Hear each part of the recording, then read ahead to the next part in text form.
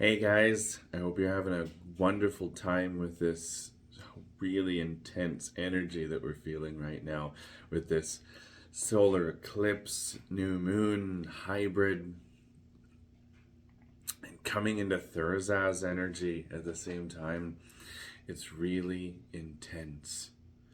And being coming into eclipse season, we're going to start to feel this over the next 6 months. This energy of, first of all, taking action. When we think about Thurizaz, it's a hammer. It can be, at the same time, it's a thorn on a bush of roses. Now, it can be a tool to build and protect, or it can be a weapon to hurt. Just like your words or your anger or your passion. Now, at the same time, there's a few things that I really want you to know around this time. And this isn't going to be a really long offering, but that's because I've been so caught up in this energy lately that I just wanted to pop on and say a few things for a few minutes. But this is gonna feel like coming home to yourself in a really, really new way. You know how we say, like, it's not about finding yourself because you were never lost to begin with. You were just in there under layers and layers of masks and conditionings and belief systems that you had to shed to let yourself out. Now it might feel like the real you has been kind of sheltered for a long time, and now you're really getting a chance to let them out, and it's gonna feel good. It's gonna feel right, and it's gonna feel like all of a sudden you have this freedom to just let it shine and show everybody without caring what that looks like. Number two, accept yourself for where you are right now. This is a really key part about carving out our own happiness instead of waiting for it to happen to us. Allowing yourself to be blissfully happy in the process of getting to where you're going. And in that, there's this freedom that comes from not just sitting there waiting for the next step or the next checkpoint or the next goal or the next thing, to be happy where you really are right now. Just finding this bliss in it, in the moment right now. Oh, it's such a big thing. Number three, stop waiting for the storm to pass and learn to dance in it. Quit waiting for the storm to pass and learn to dance in the rain.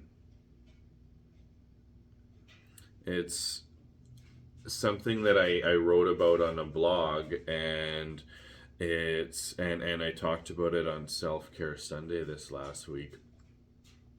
This concept of how much we sit there and think, well, this will pass, and waiting for the chaos and this current storm that we're in to die over and die down, pass over. But there's always going to be another one.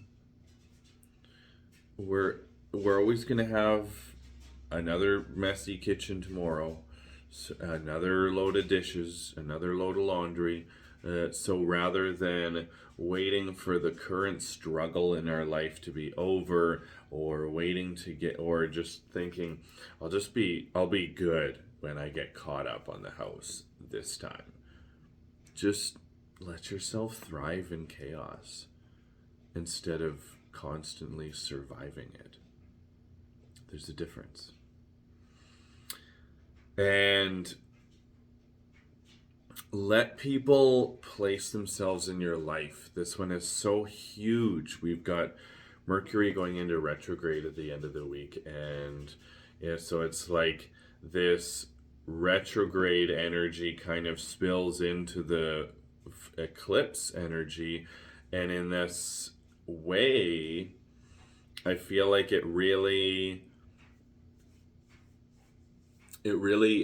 adds that element of communication and relationships, and the way we speak our truth to the world will all really spill over into the next 6 months. So it's about asking yourself why you need to pull and hold on to people and not tugging on them so much. Let people place themselves in your life. If you see them fighting with you, yeah, it's good to nourish your relationships, and at the same time give a shit about the people who maybe you're in a fight with, or maybe there's struggles in your relationship.